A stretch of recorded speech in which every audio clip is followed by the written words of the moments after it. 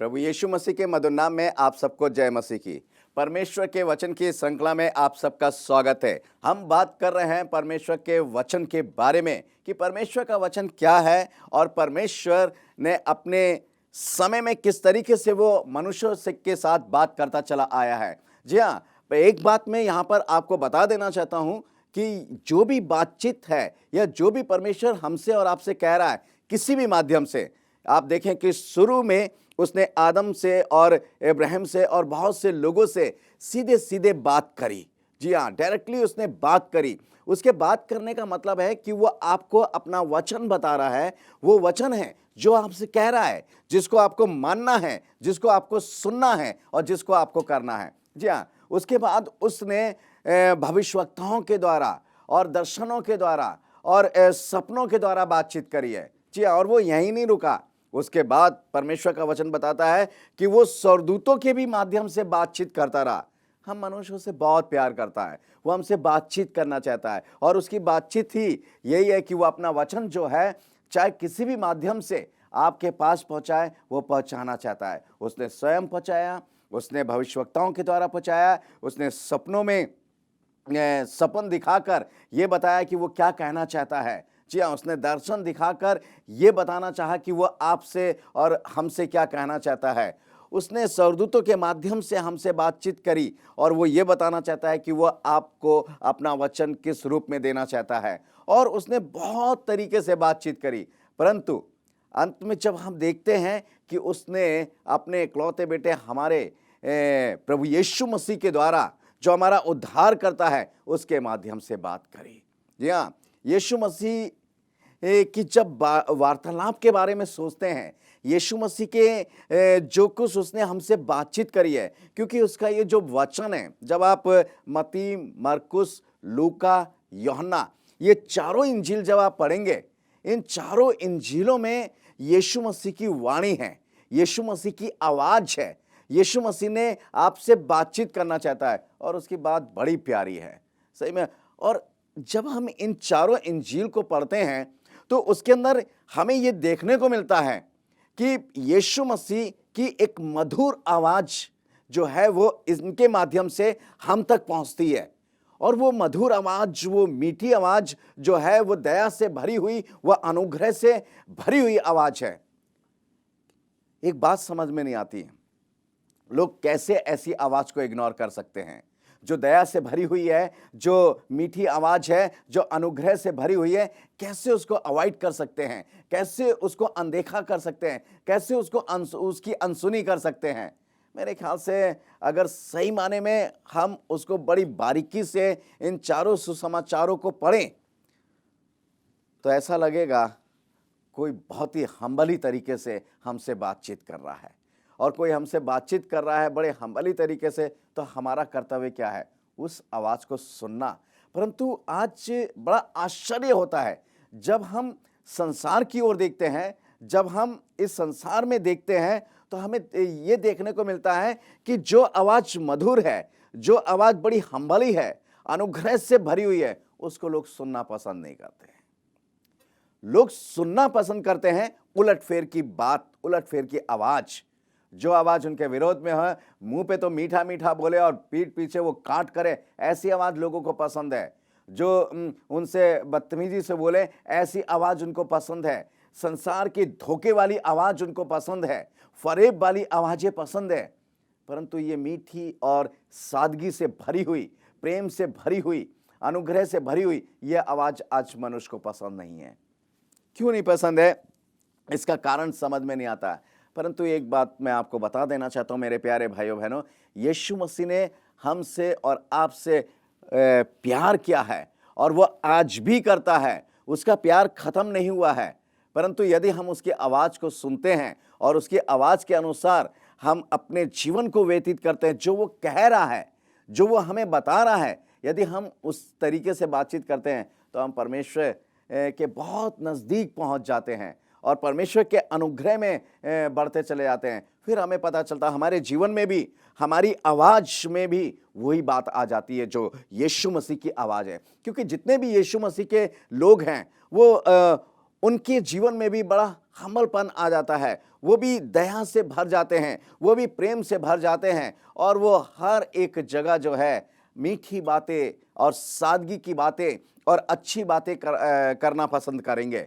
जी हाँ, क्योंकि वो यीशु मसीह के लोग हैं और यीशु मसीह की जो आवाज़ है वो उनको यही प्रेरित करती है कि आप इसी तरीके से बोलें। जैसा फिलिपियो 2 अध्याय उसके 5 पद में लिखा हुआ है कि जैसा यीशु मसीह का स्वभाव था वैसे ही तुम्हारा भी स्वभाव होना चाहिए। हाँ मेरे प्यारे भाइयों बहनों, जब हमारा वैसे ही स्वभाव हो जाता है तो समाज में चाहे हमें ऊंचा पद मिले ना मिले, चाहे हम उन्नति के शिखर पे पहुंचे ना पहुंचे, परंतु समाज में हमारी इज्जत कहीं कम नहीं होती है। मैंने देखा है, मैं आपको एक चीज बता देना चाहता हूं, जितने यीशु मसीह के लोग हैं उनकी इज्जत इस समाज के अंदर बहुत होती है। लोग डरते, लोगों के अंदर एक अजीब सा डर रहता, नहीं ये प्रभु का दास है, ये प्रभु की दासी है, अगर हम इससे कुछ गलत बोलेंगे तो प्रभु हमसे नाराज हो जाएगा, प्रभु हमसे जो है दूर हो सकता है। और यहाँ तक कि यदि आप परमेश्वर की आवाज बनकर हैं तो परमेश्वर का वचन ये कहता है कि शैतान की शक्तियां भी आपसे डरती हैं। मुझे याद है जब मैं यूहन्ना के बारे में पढ़ता हूँ, यूहन्ना जो भविष्यवक्ता था और जो बपतिस्मा दाता था यूहन्ना, यीशु मसीह के आगे आगे वो आया और उसकी भविष्यवाणी भी है। वो कहता है कि मैं पुकारने वाले की आवाज हूं। एक ये वचन जब मैं सुनता हूं, जब ये बात सुनता हूं तो मेरे हृदय में बड़ा आनंद आता है। हो, ये पुकारने वाले की आवाज है, इसका मतलब पुकारने वाला कोई है और यूहन्ना उसकी आवाज बनकर घूम रहा है इस दुनिया के अंदर। जी हाँ, पुकारने वाला कौन है? पुकारने वाला यीशु मसीह है। जी हाँ, पुकारने वाला यीशु मसीह है और यूहन्ना यीशु मसीह की आवाज बन के घूम रहा है। और इसलिए वो कहता है पुकारने वाले की मैं आवाज हूं, मैं नहीं पुकार रहा हूं। उसका कहने का मतलब है मैं नहीं पुकार रहा हूं, पुकार तुम्हें यीशु मसीह रहा है, परंतु मेरे माध्यम से, मेरी आवाज के द्वारा है, और मैं उसकी आवाज बनकर इस दुनिया में आया हूं। कितनी बड़ी बात है मेरे प्यारे भाइयों बहनों, जब हम यीशु मसीह की आवाज बनकर इस दुनिया में आते हैं, वाणी बनकर आते हैं और उसके वचन को जो वो हमसे कहता है हम लोगों तक पहुंचाते हैं, तो उसका वचन जो हमारे माध्यम से वो लोगों को कहना चाहता है, वो बताना चाहता है, इसकी बहुत प्रभाव पड़ता है। लोगों के जीवन तो बदलते बदलते हैं। अरे हम मानते हैं कि इस अंतिम युग में हमारे पास एक डायलॉग होता है कि अरे कौन सुनता है आज किसकी, किसी को कितना बता दो कौन सुधरता। जी हाँ, हो सकता है कि कोई ना सुने आपकी बात, कोई आपकी बात ना माने, मगर अगर आप 10 को सुनाएंगे, 50 को सुनाएंगे, मैं मानता हूं कि आप 100 को सुना रहे हैं, परंतु उन 100 में यदि एक भी बदल जाता है, उस आवाज को सुन लेता है और उस वाणी को जो प्रभु यीशु मसीह आपके माध्यम से अपने वचन को सुना रहा है, अपनी वाणी को सुना रहा है, अपनी आवाज को सुना रहा है, उस आवाज का प्रभाव, उस वाणी का प्रभाव या यीशु मसीह के उस वचन का प्रभाव ये 100 में से एक के जीवन में पड़ता है, तो समझिए कि हमारा प्रभु यीशु मसीह का सेवक होना, आपका प्रभु यीशु मसीह का सेवक होना सफल हो जाता है। क्यों? आप लूका की इंजील उसका 15वां अध्याय पढ़ लीजिए, और भी कई जगह लिखा हुआ है, पढ़ लीजिए। लिखा है कि एक मन फिराने वाला पापी जब अपना मन फिराता है तो वो स्वर्ग में क्या होता है? आनंद होता है। और परमेश्वर का वचन कह रहा है इतना उन 99 के लिए नहीं होता है जितना एक मन फिराने पापी के लिए होता है। अगर एक पापी को भी कोई फेर लाता है तो वो उसके अनेक पापों के ऊपर पर्दा डालता है। और लिखा है कि स्वर्गदूत जो है स्वर्ग के अंदर उस पापी के लिए जिसका मन फिर चुका है, जो अपने को बदल चुका है, जिसने यीशु मसीह की आवाज को सुन लिया है, वो जब मन फिराकर यीशु मसीह के पास आता है तो स्वर्ग में स्वर्गदूत उसके लिए आनंद मनाते हैं। बताइए कितनी बड़ी बात है। आपने 100 को संदेश सुनाया, आप 10 को सुना रहे हैं, अरे कोई नहीं सुन रहा है, निराश मत होइए। निराश होने की आवश्यकता नहीं है, क्योंकि परमेश्वर का वचन भी ये कहता है कि बुलाए हुए तो बहुत हैं परंतु चुने हुए थोड़े हैं। जब मैं चुनाव की बात करता हूं, जब मैं बुलाए हुए की बात करता हूं, तो मैं कुछ आंकड़े जरूर बताता हूं और यहां पर मैं वही आंकड़े आपको बताना चाहूंगा। आप बड़े ध्यान से सुनिए। आपने सबने अगर बाइबल पढ़ी होगी तो बाइबल में लिखा हुआ है, जब परमेश्वर मिस्र की गुलामी से इज़राइल को छुड़ा कर लाया, अपनी प्रजा को छुड़ा कर लाया और उसने जो वाचा बांधी थी और उसने जो प्रॉमिस किया था कि मैं तुम्हें कनान देश दूंगा। जी हाँ, तो वहां पर जो संख्या लिखी है, स्त्री और बच्चों की नहीं लिखी है। वहां पर जो घोड़े पर हैं, बैलगाड़ियों पर हैं, उनकी संख्या नहीं लिखी है, बल्कि सिर्फ उनकी संख्या लिखी है जो पैदल चल रहे हैं। जी हाँ, जो पैदल चल रहे हैं। और पैदल चलने वालों की संख्या कितनी है? 6 लाख। 6 लाख पुरुष हैं। जी हाँ, और उन 6 लाख पुरुष में से कनान देश में जो परमेश्वर ने प्रॉमिस करी है, कितने लोगों ने प्रवेश करा? 2 लोगों ने। क्यों? क्योंकि उन 2 लोगों ने परमेश्वर की आवाज को सुना, परमेश्वर की वाणी को सुना और परमेश्वर की बात को सुना उन्होंने। और इसलिए वो जैसा परमेश्वर ने कहा, उन्होंने उस बात को सुनकर, उस वचन के अनुसार, उस आवाज को सुनकर, उस आवाज के माध्यम से जो उसने वचन दिया, उसके द्वारा उन्होंने अपने जीवन को वैसे ही बना के रखा। और इसलिए 6 लाख में से, देखिए 6 लाख की संख्या बहुत बड़ी होती है। 2 लोगों ने कनान देश में प्रवेश किया, 2 पुरुषों ने सिर्फ।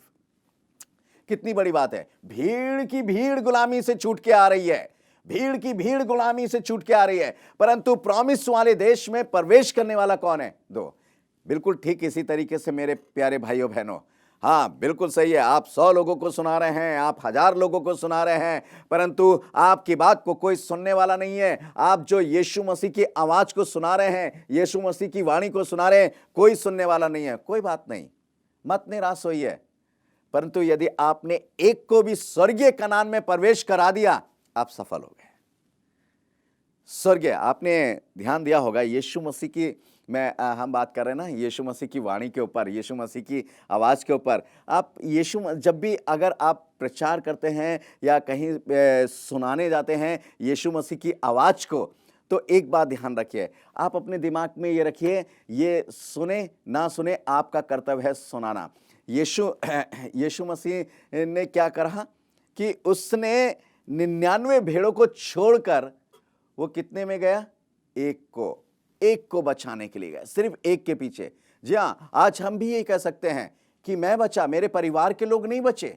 मेरे प्रभु ने मुझे चुना अपने सेवक के लिए। मेरे परिवार को क्यों नहीं सुना? मेरे और भाई बहनों को क्यों नहीं सुना? मुझी को क्यों सुना? क्योंकि उसे पता था कि चाहे एक को ही बचाए, ये एक को ही बचा कर लाएगा और मेरे लिए लेकर आएगा। तो मेरे प्यारे भाइयों बहनों, इस बात को ध्यान में रखा करो, तब हम परमेश्वर के वचन को अच्छे से समझ सकते हैं और जान सकते हैं और यीशु मसीह की वाणी जो है दूसरों तक पहुंचा सकते हैं। देखिए परमेश्वर का वचन क्या कहता है, परमेश्वर क्या कहता है कि उसने किस माध्यम से, स्पष्ट बात करता है कि किस माध्यम से बातचीत करी है। यीशु मसीह की हर एक बातचीत जो है वो परमेश्वर की ओर से है और जो उसने यीशु मसीह के द्वारा हमसे बातचीत करी है। इसलिए आप अलर्ट रहें इस बात को जानने के लिए। मैं चाहूंगा कि इब्रानियों की पत्री उसका 1 अध्याय और उसका 1 से 2 पद तक यहां लिखा हुआ है, पूर्व युग में परमेश्वर ने बाप दादों से थोड़ा थोड़ा करके और भांति भांति से भविष्यवक्ताओं के द्वारा बात कर इन अंतिम दिनों में हमसे पुत्र के द्वारा बातें की, जिससे उसने सारी वस्तुओं का वारिस ठहराया और उसी के द्वारा उसने सारी सृष्टि की रचना की है। कोई छुपने वाली बात नहीं है। परमेश्वर कह रहा है कि इस अंतिम दिनों में, जी हां, अंतिम दिन की बात कर रहा है वो, इस अंतिम दिन, और ये अंतिम दिन चल रहा है।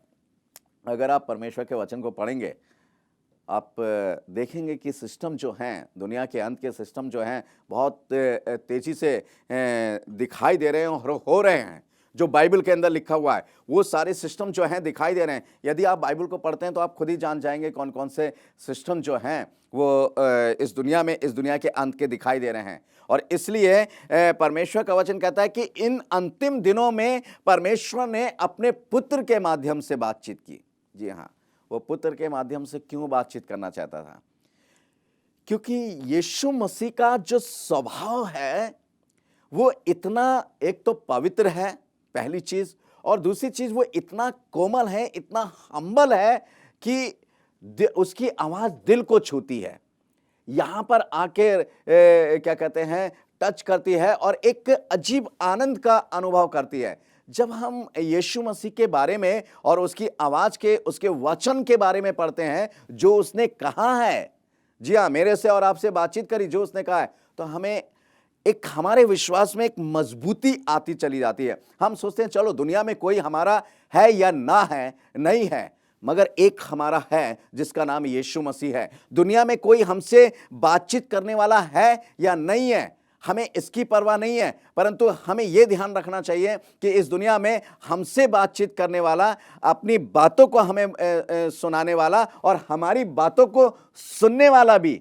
एक है, जिसका नाम यीशु मसीह है। जी हाँ, निराश होने की आवश्यकता नहीं है, क्योंकि यीशु मसीह आपसे बातचीत करने के लिए हमेशा तैयार रहता है। आप आज बुलाएं, आप अभी बुलाएं, आप जब भी बुलाएंगे, यीशु मसीह आपसे बातचीत करने के लिए तैयार है। परंतु इसके लिए हमें अपने आप को तैयार करना पड़ेगा, क्योंकि देखिए एक चीज होता है ना, कि जो जैसा है उसके लिए वैसा बनना पड़ता है, हैं?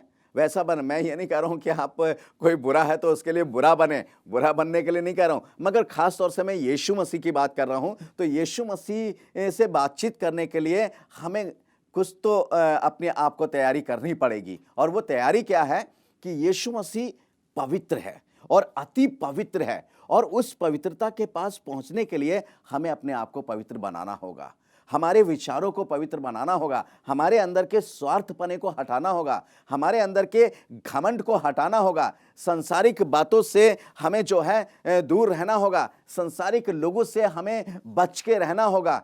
जब हम इन चीज़ों के अपने जीवन में लागू करते हैं और दूर करते हैं, तो यीशु मसीह इस बात को देखता है, ओ ये मेरे से बातचीत करने के लिए अपने आप को तैयार कर रहा है, या मेरे से बातचीत करने के लिए अपनी तैयारी कर रहा है, तो वो तैयारी देखकर बड़ा खुश होता है। और जैसे ही आप इस तैयारी के साथ यीशु मसीह के सामने पहुंचते हैं, यीशु मसीह तुरंत उपस्थित हो जाता है, तुरंत हाजिर हो जाता है, और वो आपकी बात को बड़े ध्यान से सुनता है।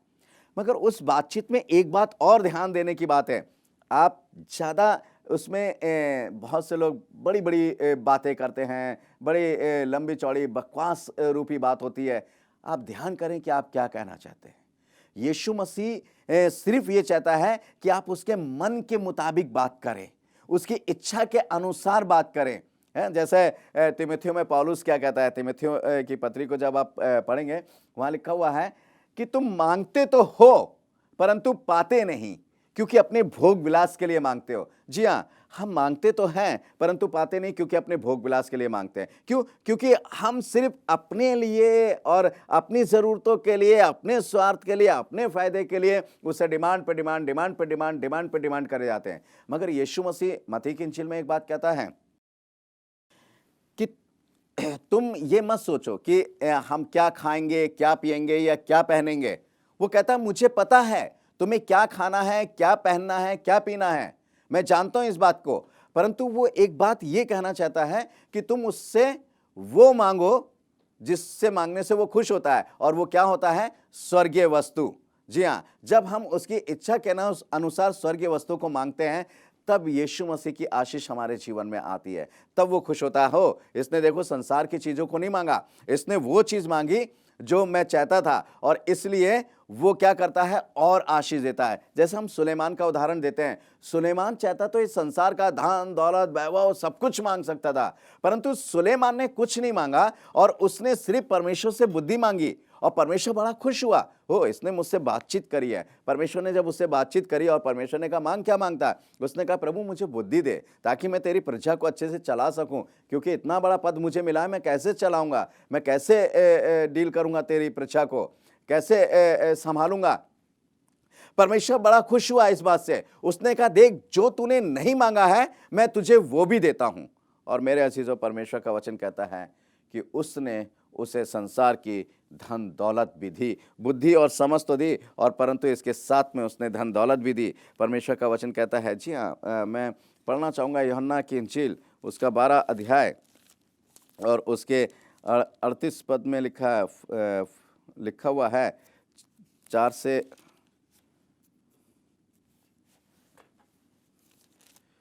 यहाँ पर इस प्रकार लिखा है 48 पढ़ रहा हूँ मैं 12 का, जो मुझे तुझ जानता है और मेरी बातें ग्रहण नहीं करता, उसको दोषी ठहराने वाला तो एक है, अर्थात जो वचन मैंने कहा है वही पिछले दिनों में उसे दोषी ठहराएगा। यहाँ सोच लीजिए, यीशु मसीह ने जो बात करी है, यदि आप यीशु मसीह के वचन को ग्रहण नहीं करते हैं, उसकी बात को नहीं मानते हैं, तो वही वचन जो उसने कहा है यीशु मसीह ने, वो जो है आपको दोषी ठहराएगा, वो आपको दोषी बनाएगा, वह हम सबको दोषी बनाएगा। इसलिए हमें चाहिए कि हम यीशु मसीह की बात को सुने। और ये बात सिर्फ इसने नहीं कही है, यीशु मसीह ही नहीं कह रहा है, बल्कि परमेश्वर का वचन इस बात को बताता है। मत्ती की इंजील और उसका 17वां अध्याय में पढ़ना चाहूँगा, उसमें एक पद है, जी हाँ, फटाक से निकाल लीजिए, मत्ती की इंजील और उसका 17वां, उसका 5 पद। जब उसका रूपांतर हुआ, मैं पिछले सरमन में भी आपने बता चुका हूं कि जब उसका रूपांतर हुआ